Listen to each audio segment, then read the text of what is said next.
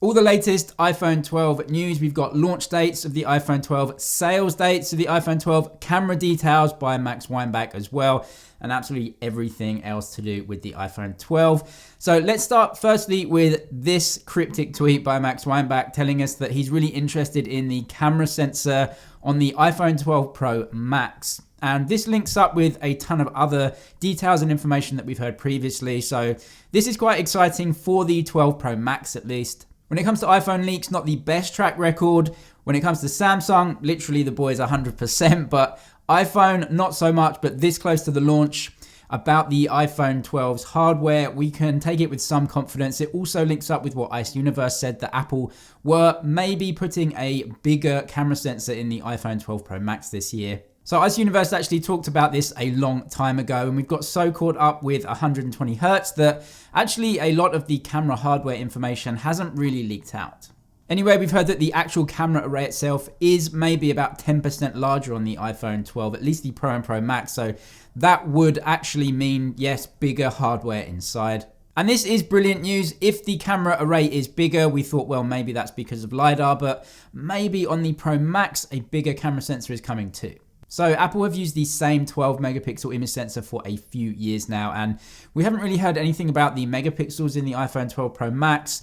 But if it's getting bigger, that could mean bigger pixels altogether with the same megapixel count. If the sensor is bigger, then it's just a big upgrade all around in terms of image quality. So you'll get better colors overall, also better depth of field and blurry backgrounds naturally from that. Really, when it comes to photography, the bigger the better when it comes to image sensors.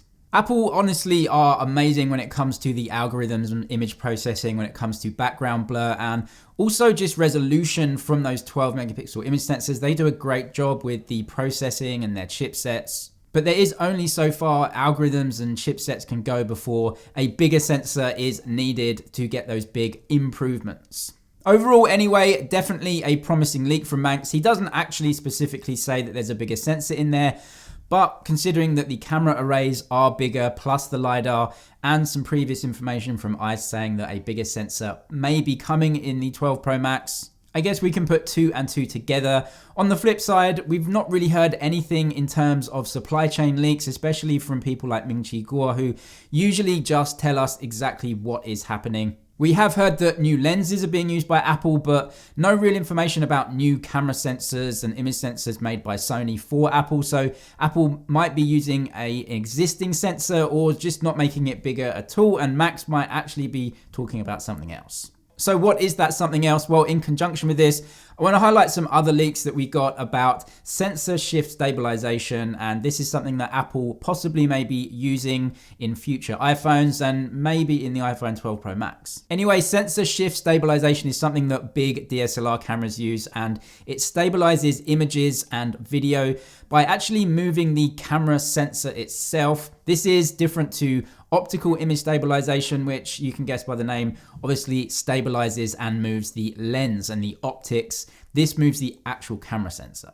There are some benefits to sensor shift stabilization. So moving the image sensor around obviously helps with stabilization, but also if you are taking photos and long exposure images, the camera can actually move the sensor around. So actually take more images with a wider field of view. This can enable the camera to basically put more images into one, so stack them on top of each other. But because there's more information that the camera has, you can get a better image and actually a higher resolution image. So rather than taking one 12 megapixel shot, the sensor can move around and actually take more 12 megapixel images and then stitch them together to actually make a higher resolution image overall from the same sensor. It's pretty cool. It does work very well in DSLRs. How that translates to smartphones and a tiny camera phone, I guess we'll have to wait and see in the future if it even does come on the 12 Pro Max at all.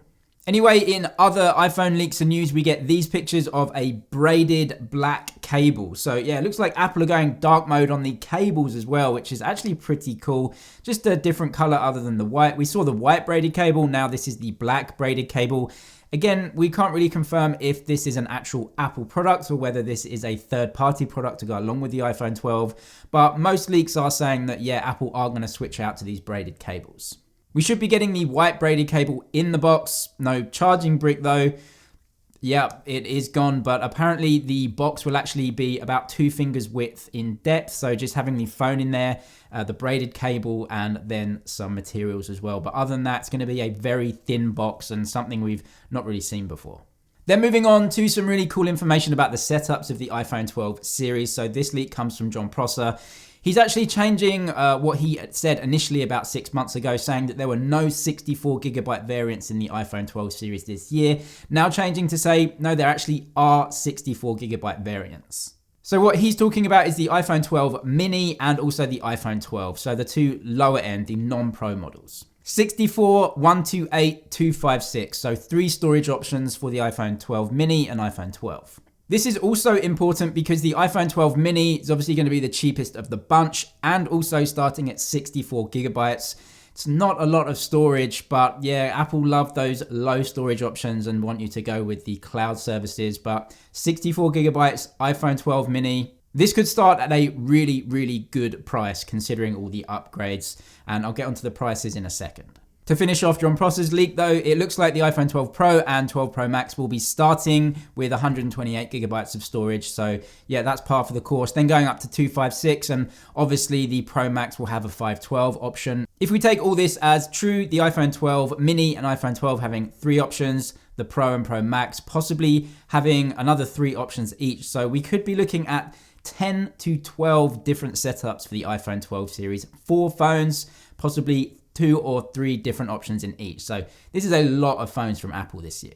Then we come on to some possible iPhone 12 prices from iApple Times on Twitter. Again, just take this one with a pinch of salt. But according to him, anyway, in this leak, an iPhone 12 starting with a 6. So 6 something dollars. That's really good in my book, considering all the improvements.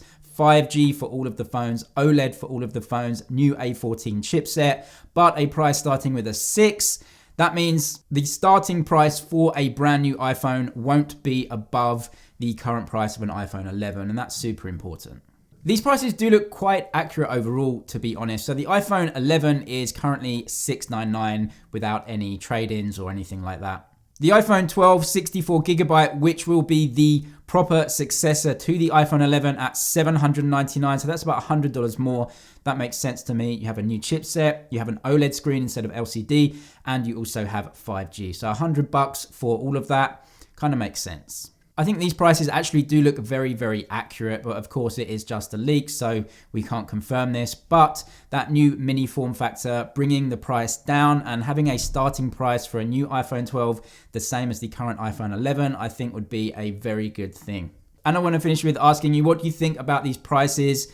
Do you think that actually these prices are decent for the upgrades that we're getting, or do you think that Apple are charging a little bit too much considering the upgrades and the fact that we're not getting a charger in the box this time? Let me know all your thoughts in the comments. As always, I'd love to know what you think. That's it for this one though. Thank you for watching. Thumbs up if you liked it, and I'll see you in the next one.